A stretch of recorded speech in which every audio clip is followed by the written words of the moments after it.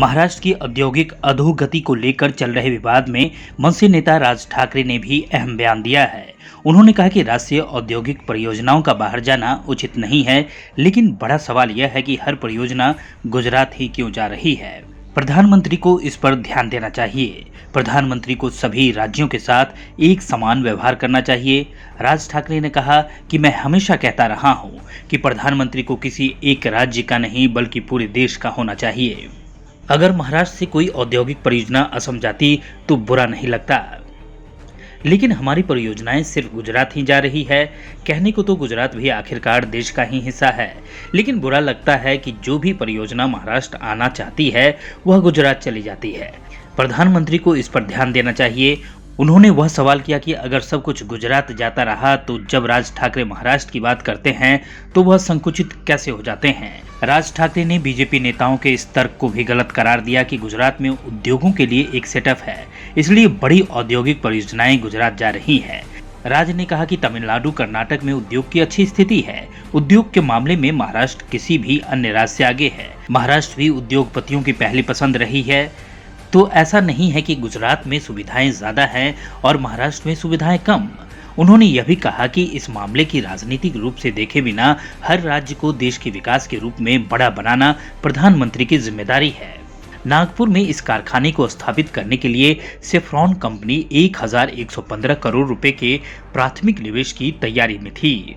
इस कारखाने में महाराष्ट्र और देश के 500-600 कुशल इंजीनियरों को रोजगार मिलने वाला था। कारखाने की स्थापना के लिए कंपनी के अधिकारियों ने 2017-18 में मिहान में स्थित जमीन और उद्योगों को मिलने वाली अन्य सुविधाओं का मुआयना भी किया था, लेकिन अब सेफ्रॉन कंपनी के सीईओ ने रक्षा मंत्री राजनाथ सिंह से मुलाकात कर कारखाने को हैदराबाद में स्थापित करने की सूचना दी है। कसं बाहेर गेला म्हणजे कुठे गेला, गुजरातमध्ये गेला।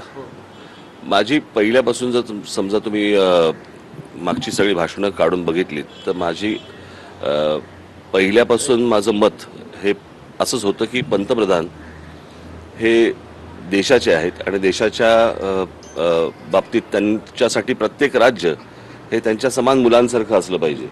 म्हणजे उद्या जर समजा महाराष्ट्रामधला हा प्रकल्प जर समजा बाहेर गेला असता आणि समजा तो जर असं पकडा की आसामला गेला असता तर मला वाईट नसतं वाटलं। म्हणजे मला आजही गुजरातला गेलाय वगैरे, शेवटी देशातच आहे तो, परंतु वाईट या गोष्टीचं वाटतं की जो प्रकल्प येतोय, जो बाहेर पडतोय तो गुजरातला जातोय।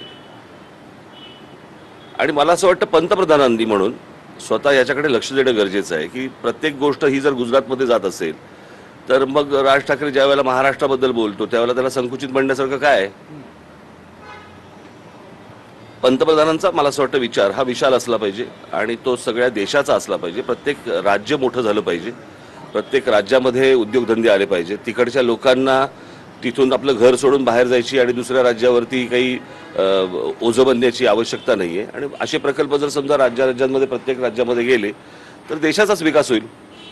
मला असं वाटतं तामिळनाडूमध्ये पण आहे, इतर राज्यांमध्येही आहे, कर्नाटकात आहे, असं नाही की फक्त गुजरातमध्ये आहे। आणि एक गोष्ट आपण पाहिली पाहिजे, जर समजा आजही जर समजा तुम्ही पाहिलं तर महाराष्ट्र हे राज्य उद्योगधंद्याच्या बाबतीत हे इतर कोणत्याही राज्याच्या पेक्षा पुढे आहे। आणि नेहमीच महाराष्ट्र हे प्रगतीपथावरती राहिलेलं आहे उद्योगधंद्याच्या बाबतीत, आणि उद्योगपतींना देखील महाराष्ट्र हेच राज्य त्यांचं प्रथम क्रमांकाचं राज्य हे प्रत्येक वेळेला वाटत आलेलं आहे। त्याच्यामुळे असं नाही आहे की गुजरातमध्ये फार चांगल्या फॅसिलिटीज आहेत आणि महाराष्ट्रात कमी फॅसिलिटीज आहेत। मला असं वाटतं की या गोष्टीकडे राजकीय न पाहता देशाचा विकास म्हणून प्रत्येक राज्य मोठं करणं ही मला असं वाटतं पंतप्रधानांची जबाबदारी आहे।